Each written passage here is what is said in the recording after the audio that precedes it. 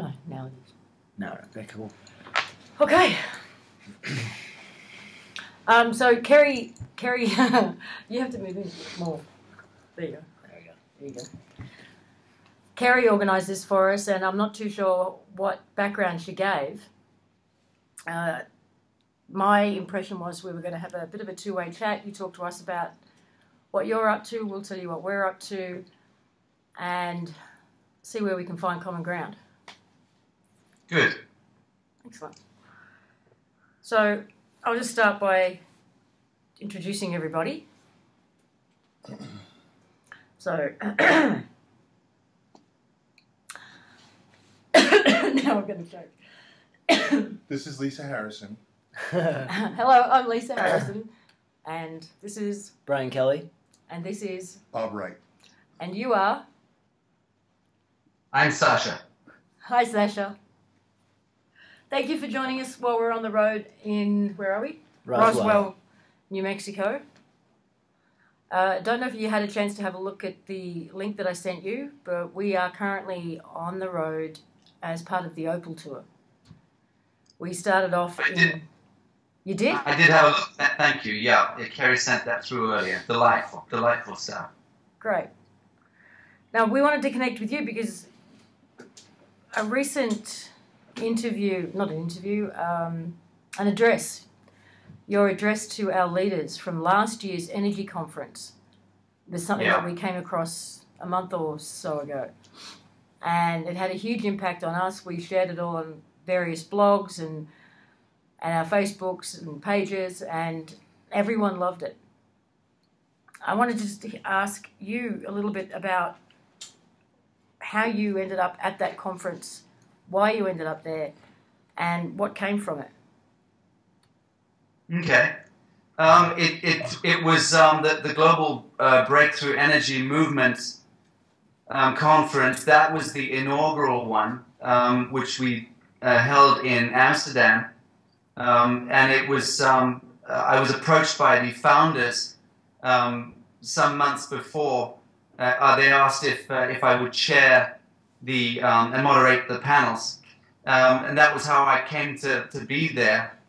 One of the initiatives that I launched through Humanitad, which is our core organization, was an initiative called the Exemplar Zero Initiative. And we launched that at the UN under multilateral observance in 2010.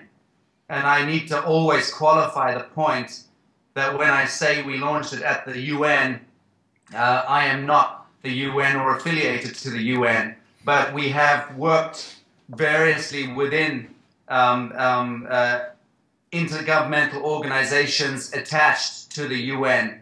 And we've been doing so in order to be part of the solution in trying to remedy what the UN is set up to be and what it was set up to be, which is no friend of humanity as far as I'm concerned. In any event, get back to the conference in Amsterdam. That was really the inaugural Global Breakthrough Energy Movement conference, and it was, we didn't know which way it was going to go, but it turned out that we had some very substantial people turn out to speak, economists, former ministers of G8 countries, extraordinary turnout of people. And I decided to use that forum to get across some seminal messaging, which I have felt for a very long time requires airing in the intergovernmental domain. Because being that it was the Global Breakthrough Energy Movement Conference and bringing together the leading lights in that field, it was a given that that conference and the movement would become subject to high levels of scrutiny by governments and the intelligence community. And those are also areas within which we have variously been working for some years, Humanitad. So we're familiar with the government landscape, the intergovernmental landscape, and dare I say it, with the shadow landscape, because that's really what we're trying to address here. is these seminal issues, seminal subjects, seminal disciplines, which need to now come out from the closet and be rejoined with the human family and become part of the greater conversation. Because the Babylonian priesthood, as I refer to them consistently, have long since co-opted the planetary conversation. And that is something which we, as Homo sapiens sapien, need to stand up and remedy ourselves. It will not be remedied for us. Hear, hear. Yeah, you're not going to get any complaint or any argument from our end of the spectrum. So tell me a little bit more about Humanitad. How did that start, and what's its goals? You know, I set it up nearly 15 years ago when I hung up my guitars, and I did so somewhat naively in order to be a peace organization. I think the remit at that time was interfaith and intercultural fellowship or some such innocuous, cute nonsense. It became very clear to me after a 3-year campaign that I undertook, meeting with religious and political leaders, normally at high echelon. I had pretty good access. Actually, I had tremendous access intergovernmentally and at high office.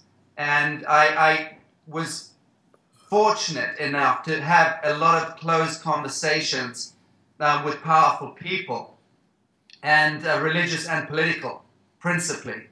And it was those meetings which effectively opened my eyes. A number of these kindly leaders, both political and religious, had been sensible enough or savvy enough to see in me, I think, a kind of energy that was going to be required in bringing some of the occultic nonsense into the light. And so I was taken aside on a number of occasions, and I was effectively inducted into the real knowledge of how governments have been construed, about how the corporation nation states have been established as an enterprise to progress the Babylonian agenda, how religious mythos, cultural mythos, and societal mythos have been effectively created and engineered into play effectively as spell-binding and spell-casting mechanisms. So it becomes a big story that I was slowly piecing together based on consistent stories coming back to me, feedback coming to me from people who you would never expect to hear that stuff come from. And on a number of occasions I was also taken aside, and it was explained to me how the drugs trade, the opium trade, and the gun running and all of that nonsense is deftly situated within the business plan that underpins the extant rule. And once all of that had come together in my own mind, it became a challenge to move beyond the limiting constraints of interfaith fellowship and intercultural fellowship. I learned within those first 3 or 4 years that that was factored in already, that the powers that be factored in that people like you and I would be setting in motion peace initiatives every Tuesday, that we would be undertaking noble tasks to try and remedy, the planet environmentally or spiritually. But all of that was effectively factored into the spellbinding. That's what I have come to learn and to understand. So really breaking out of the spellbinding has become increasingly the core focus of Humanitad, the foundation. We are variously accused of being Illuminati shills and working for the CIA and for the Black Ops. You get that too, huh? Yeah, we get that. Because of course you do, because people connected to our organization, some of our members in our team are former special operations U.S.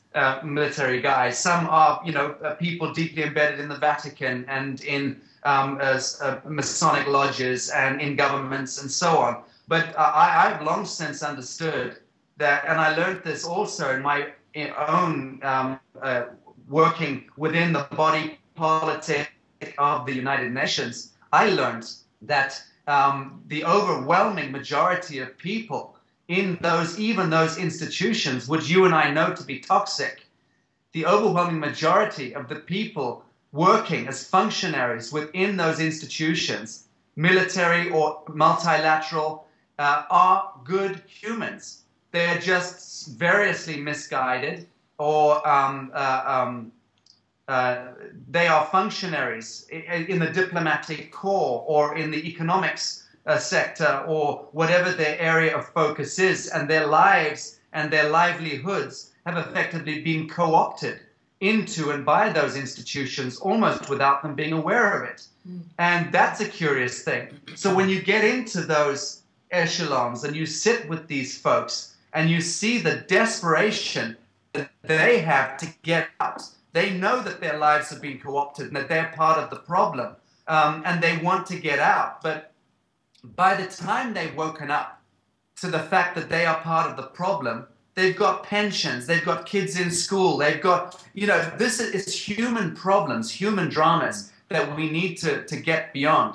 The point I make is that in my estimation, the overwhelming majority of folks working for the wrong side are good humans. And we need to create strategic paths, exit strategies, and transitional means by which many of those folks can transition into the other. And the other, of course, is what you folks with the Opal Tour are representing in a perfect fashion.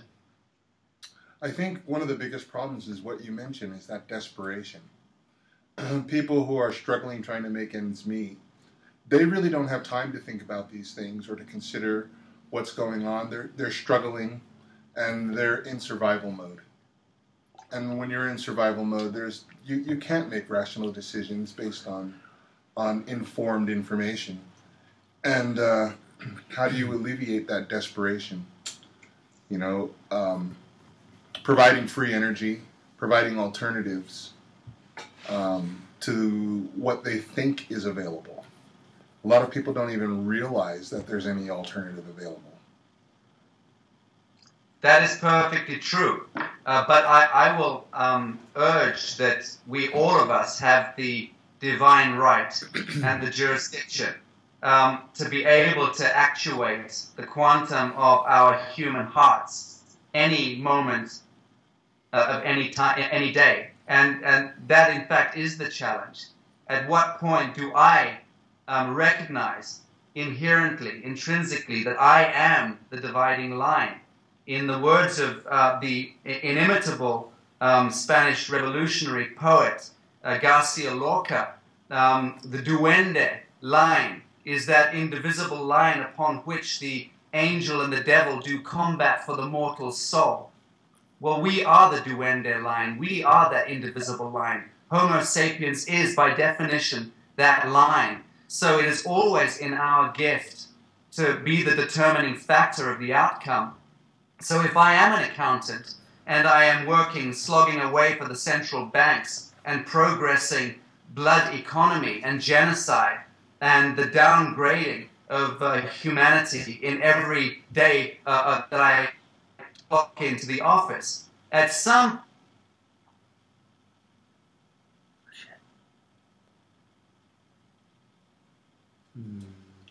We've lost Sacha, we've lost you. We've lost your audio. It's just internet's trying to catch up. We lost the last 30 seconds, perhaps? Not that much. Not that much? 15 of audio. Sacha, you might just have to say that last thing one more time. Shoot. Where do you want me to start from? The line that we are the line between. If you are that accountant who's working for the... What the point I was trying to make was that if I am an accountant and I am going to work every day, clocking in and serving the central banking system, and I recognize one way or the other that I am a functionary in genocide, in war economy, in blood economy, and at some point I'm required to listen to my dreams, to begin to see how my participation in that sphere, time, and money matrix equates to cancer in my body or bad dreams. There's many ways that we're reminded consistently of our place in this world, and it becomes a matter for us to determine. But once we do, we hear that it's a light switch that goes on, and we then need to find the strength to change our path, to change our the outcome. But we all have the propensity to do that at any given time. We must believe that we have capacity at any given time. Yeah.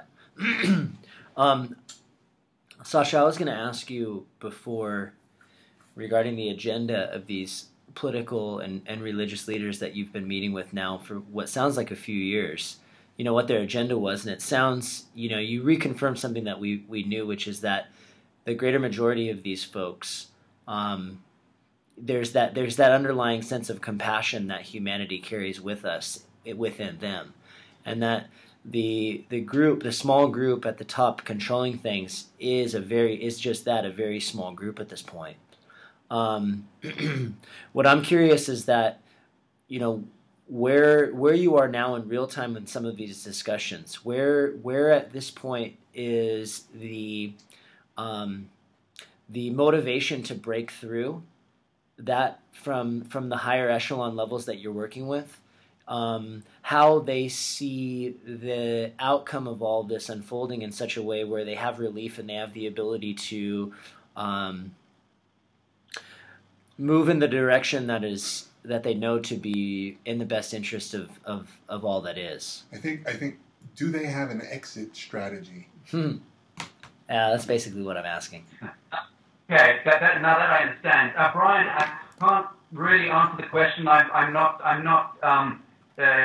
here to speak on behalf of anyone. That's a matter for each of these folks that you're referring to broadly. But the exit strategy that comes back to me conversationally doesn't exist. So from the conversations I have, which are, as I said, pretty consistent, I'm not hearing of any exit strategies.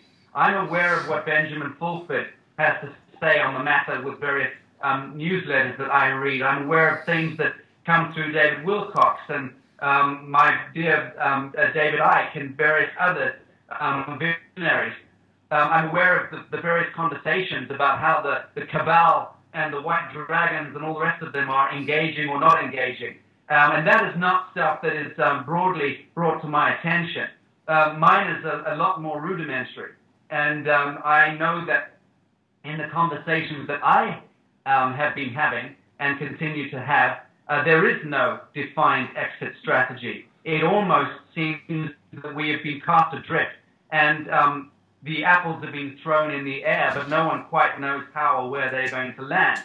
Now that, to my mind, is entirely appropriate, because that again describes the fact that it is not going to be purely a matter of extraterrestrial intervention by hopefully benevolent intelligences, and it's not going to be the archangels and the great masters from the Great White Lodge who descend on clouds and articulate the solutions for us. I don't believe it should be an exclusive matter for anyone outside of Homo sapiens to be the determining factor. Again, we cannot escape that fact that we are the dividing line. I am. And if I actuate in the here and now, and I engage with the fractality and the scalar waves of actuation, I become the trigger. I become the meme. I become the pattern for perfection to manifest here and now, today, this week, not next Tuesday. I don't give a damn about the Pleiadians. I don't give a damn about the Galactic Federation. I do not dismiss relevance. Have you been listening to our shows? He said, you must have been listening to our shows. This is the very same thing that we've been talking about leading up to the motivation, the creation of this tour. That we're the ones that we've been waiting for, and we're done waiting. Yes. And it's a matter of raising awareness. More importantly, that holding the energy of what it takes to create a new way. Exactly, Ryan. Exactly. We're continuing to use our creative capacity and our untold capacity for imagination to dream up new possibilities for how we can achieve salvation and so on. But so long as we are focusing outwardly, and it's inverted forms of idolatry, and we need to be very mindful of this. We are the Grail and the Solomon's Key. I keep banging on about this, but I think that this is something which we all fundamentally recognize, actually. Agreed. 100%. Just getting back to what you were talking about in regards to the corporatization of the world, are you aware of the work of the One People's Public Trust? Because it's what brought us together professionally, and it's what we've been pursuing, following, and sharing all year. And it's the community that essentially formed around that knowledge that we are traveling with, that we are visiting with, that we are cooperating with and sharing that and so much more. Right. But are you aware of it? Yes, I'm very well aware. I've been contacted on a couple of occasions and asked if I would engage with some of the founders, and I was open to it, but it never quite happened. I would ask you, conversely, are you aware of the New Earth Project? To some degree. Okay, because I think that you should be aware of it, and I think that that's where the synthesis or the synergy exists with the People's Trust. We've also begun a process which is unstoppable. We just launched about 11 odd weeks ago. I think we have a membership growing of 5,000 people a day. We're definitely the fastest growing movement on the planet. There's no doubt about that. I'm in touch with all of the key players in the key movements in sovereignty and consciousness and what have you. And the New Earth Project is really something to watch. And I think that that's really where the connect is with the People's Trust. We've put out a very similar clarion call under a universal trust structure, inviting people around the world who own their farms and own their homes and own whatever it is that they own, and to put those into the universal trust and thereby designate themselves as beneficiaries and custodians.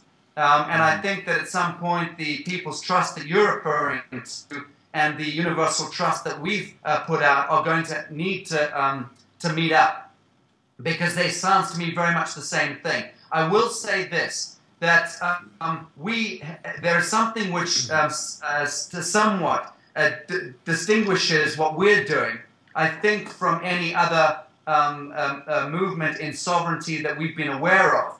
And that is that we are not interested in playing into the old jurisdictions of trusts and laws and all the rest of it. What we're doing is declaring ourselves individually as the courts of record.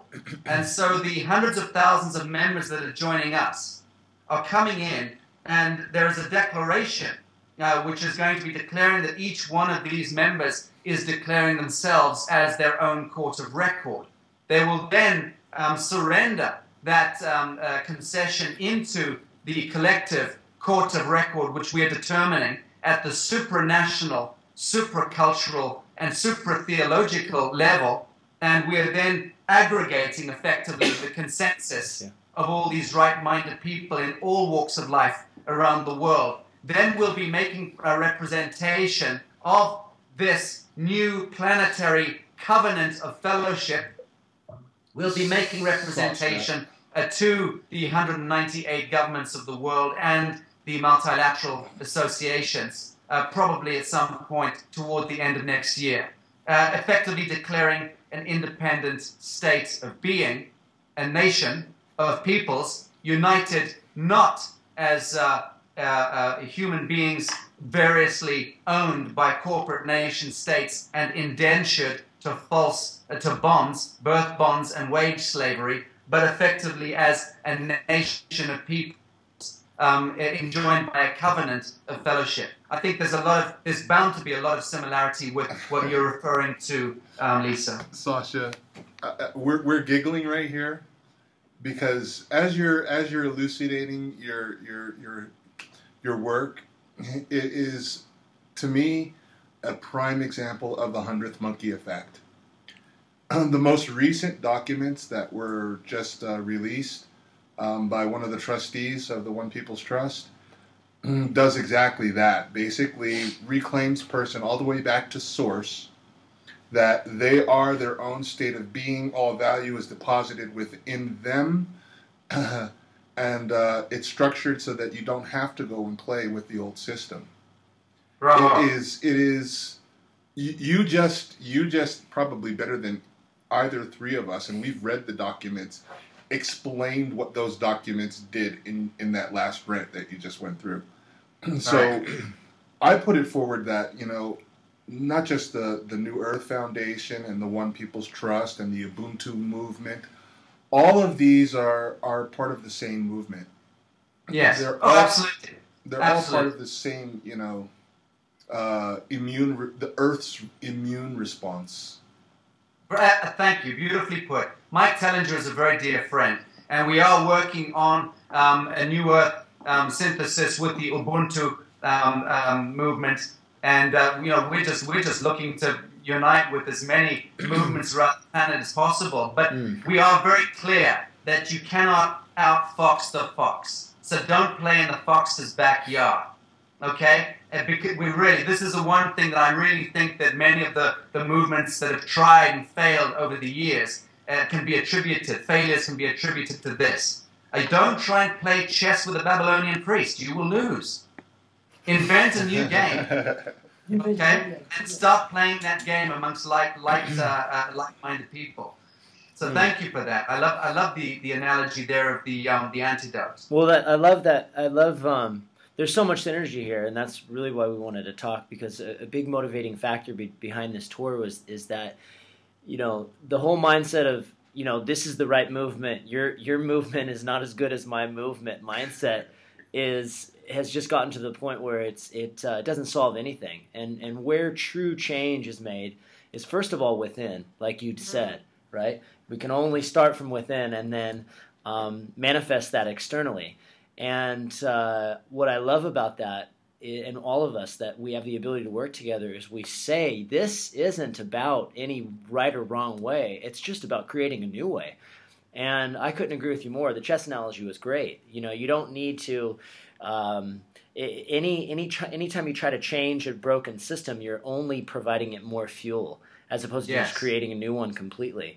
And the idea and why we're going across the country and then to Norway and potentially Germany and Australia at the beginning part of next year is to unite all of these amazing groups doing these amazing things. We spoke on a panel the other day. It was just the three of us, and there was a lot of speakers out at this conference in Sedona called Ascension Rising, and I made the point. I said, there's all these amazing speakers that are coming here sharing incredible information. But how much are they working together? How much are they unifying their message? And right now, the key word here for me is unity. With unity brings empowerment. And when we unite, we empower not only ourselves but each other. And so these are the kinds of discussions that we want to have with guys like yourself and those of like mind and those that are coming around. Because really, when we combine our energy with the purest of intent, which is something that we all share, we really have the ability to get them not only get the message out, but to shift the energies in such a profound and impactful way that truly has the ability to really light the fuel behind these things that are now busting into the public faster than any time throughout our history. I mean, we live in a very auspicious time, and change is all you have to do is open your eyes and look around you, and the signs of change and the signs of incredible movement momentum are everywhere. And so I applaud you and your work. Sacha, to be completely honest with you, the video, before I saw the video of that conference, wasn't even familiar with your work, but it brought tears to my eyes because it sent the message of finally, and I'm not alone. And I think that is what people are looking for. We've had so many conversations just in the last 2 weeks, people just bawling their eyes out, saying, finally now I know that I'm not alone, and I'm finally being able to be heard for the first time, and that it brings me such joy knowing that there's so many great people doing such great things. And so I'm excited by the prospect of learning more about the New Earth paradigm and what you guys are doing, because I can feel the energy behind it, and there's nothing that would bring me greater joy than to let everybody that we come into contact with know what's going on, because it's all part of the same puzzle, and it's a very important piece what you guys are doing, and this is the time now. We keep saying now is the time, this moment. We're meeting with some of the indigenous in Texas in a couple of weeks to go into ceremony at Thunder Ranch. This is the first time they've invited such a widespread group of natives onto their land to go into ceremony, because they understand now that it's not about some prophetic future generation, that this is the generation, and this is the time, and we are the ones, and it's time to unite in that understanding and that knowingness, and to collaborate. So, kudos, man. It's amazing. We're all on the same page, and we didn't need teleprompters to do it. I was going to say that the challenge is, in keeping with what you're speaking about, the challenge to my mind is how do we really create affiliation with the Chinese mindset, with the mindset of the Arabic world, and the Southeast Asian nations, the Sub-Saharan African nations. There are so many cultures that are very, very different, and they've just now, after 300 years of being subjected to our Anglo-Saxon criminality, those indigenous pockets have been almost entirely poisoned into monetary systems, into taking out loans in banks, in drinking out of plastic bottles, and wearing condoms, and all of that nonsense. And so the challenge really becomes, how do you get these cultures to reverse what we've only just managed to sell to them and convince them of? So this is part of what we're looking at within Humanitat, and also within the New Earth Project. I got one very angry letter today from one of our many members saying, we see on the sovereignty, on the registration portal, we see that when you invite people to put forward their skills, you say hunting and fishing is one of them. How dare you, as a consciousness movement, how can you dare even invite people into hunting and fishing? And I wrote a letter back to this person, and I just said, look, you just slashed 80% of the population of the world in the jugular with that attitude. I said, have you any idea how many hundreds of millions of people subsist on hunting and fishing, whether they're Aborigines or Inuits or Sub-Saharan Africans in the Kalahari Desert? I mean, for God's sake, shake down. Get out of your very, very sanitized Anglo-Saxon worldview and stop imagining that you represent this planet. In any event, that person, to their credit, wrote back and apologized. But that's an example of how our own limitations, even if we think we're conscious people, we're still invariably steeped in unbearable limitations. And this is a huge challenge. No, my response to them, Sacha, is it your perception that the life of the plant is any less valuable than the life of the animal? Right. I speak on behalf of all turnips, absolutely. So Sacha, where are you? So you're occupying a lot of your time with the New Earth Project.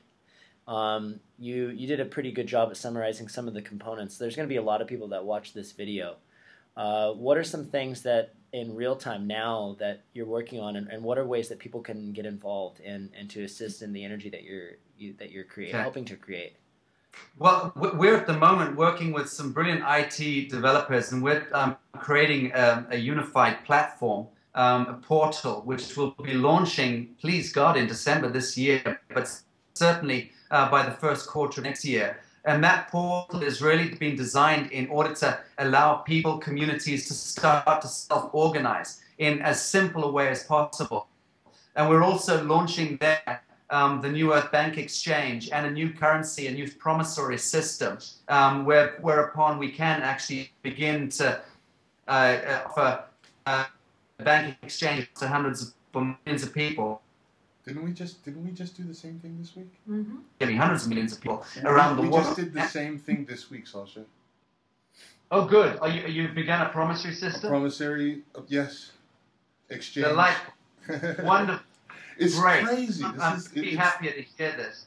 But what we've got is a technology platform which will then avail itself to you, to anyone, whereupon that can really trigger into the macro realm with no cutting out all intercessionaries. I mean, my very simple system has been to simply aim for anything or anyone that intends to intercede between Homo sapiens sapien, Homo sapiens sapiens' desire to manifest heaven on earth. And if we simply look at the intercessionary principle and we see that that's where we permission the Babylonian priesthood to take space, to hold that vacuum. And whether they know it or not, bankers are privy to that weird science. Doctors in the first world are privy to that science. Lawyers are privy to that science, and so are teachers. They're all intercessionaries. Children should not be sitting like digitized units behind desks facing a blackboard. What a godless construct is that? You should be sitting outside under a tree, in a ring, looking at butterflies. Now, teaching is a nonsense. And this word education, I don't want to hear this word anymore. We do not need educating. If anything, our generation should be listening to 3-year-olds and 7-year-olds. In one generation, we'd flip into the fifth density form. And you've got that with teaching and with studying. The same thing with medicine and wellness. We're listening to men in white coats when, frankly, these are the very last people invariably we should be listening to. Oh, and before I forget, people like me are outlawed from even saying things like that because, well, apparently I'm proselytizing, like Socrates did, and teaching children not to open their mouth and say ah, and take a vaccination and a microchip. To hell with all of that nonsense. Teaching is a nonsense in the accepted sense. Education is a nonsense. Bankers stand between humans and their wealth and their capacity for abundance. Teachers stand between humans and their capacity to learn and to know. And doctors stand between humans and their capacity to integrate with the inner earth and become well through pure nature coding. And I could go on, but I'll stop there. This guy. Dude. Brilliant. I just met you and I love you already, my brother. Yes. Go ahead, Mom. No, I'm It's just you're touching on so many of the things that we talk about every. We do 2 radio shows, the 3 of us together, on Mondays and Tuesdays on Blog Talk Radio every week, and you just covered the gamut of our discussion for the past 9 months, and so that's the beauty of it, is that we say if one person has a thought or a feeling, it's guaranteed that so many others, whether like-minded or not, are having the same, because we're all pulling information from the collective consciousness.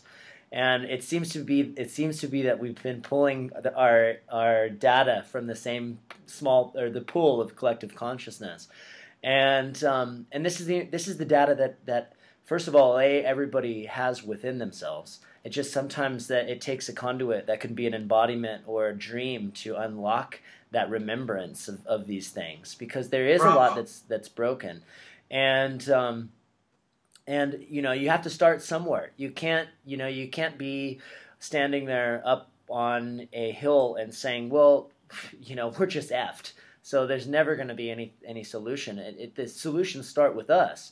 when enough of us understand that things need to be created anew, then that's just what happens. Bob and I did a workshop at the conference, and we spent a lot of time discussing the reality that the matrix only exists in one place, and that's right here in our minds. So yes. we have, it's our buy-in that continues to feed what we call the matrix, which is an illusion that it's outside of ourselves, but really it's programming that lies within, and we are the key and the lock of unlocking the programming, and our perception of our reality is what creates the reality around us. So what happens when we all start to perceive a new reality that is in the best interest of all, recreating these things that are beyond broken? So, and I believe it is the mechanism to the solution to the problem that you talked about how do we reach the people in the cultures in the Middle East and in China. They're receiving the same solar coatings as we are. It's my belief that what you see in the media regarding, because I lived in Egypt for a year, and these people want the exact same things that we want. As far as the controlling parties that are there, they are the minority, just as they are in every country. The majority of the people are experiencing this awakening. That is correct. I would say this, in order to thread what Brian's just said and what you've just said, that you are absolutely correct. It is the quantum through which we are carrying this new vibral intelligence. It doesn't have time-space as an inhibitor. That is correct. But Brian, you did say that it is a data. You referred to data on a couple of occasions, and I would urge that it is actually not. It is where the dividing line exists between data and information and knowledge and wisdom. Once we have entered frequency X, heart frequency and above, it is no longer anything to do with data or information. It is now everything to do with knowledge and wisdom. And it is precisely heart frequency and above which enters into the quantum by definition, and our intuitive faculties, which are actually rooted lower than the heart, in the psionic centers. That is the point at which our intuitive faculty kicks into life, and we're able to then, through the fractal nature of the holonomic field, connect with the Chinese and the Arabs and so on. So you're absolutely correct about that. But it is definitely where we transcend the data and the information phenomena and enter into the knowledge and wisdom phenomena. I don't disagree with you there. Yep, I'm with you. Yeah, very well said. I want to vote this guy to be the spokesperson for all of the groups. This guy is so. You and Russell Brand can. You share the same wardrobe, which I. Hey, don't wear a waistcoat. I'm not going to own that. Is he back there in the corner somewhere? These guys... Tell Russell we want to speak with him too.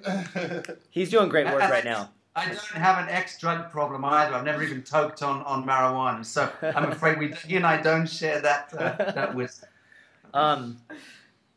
Questions? What video did you watch of the tour? Our promo? I'm so sorry? I don't know if you saw a video. I think you just went to the episode. Did you watch the opening ceremony? Did you see any of the video footage of what's been happening for us so far on tour? Or I'm afraid I have not. I was awakened only early this afternoon when the links were sent through to me, but I'll certainly scrutinize that later. Thank you so much for that. Okay, lovely, thank you. And if people want to find out more about New Earth or Humanitan, how do they do that? I would love it if I could get your emails, and then I'm going to send that to you. But we've got, anyone can access us through, I think there's 5 portals or websites.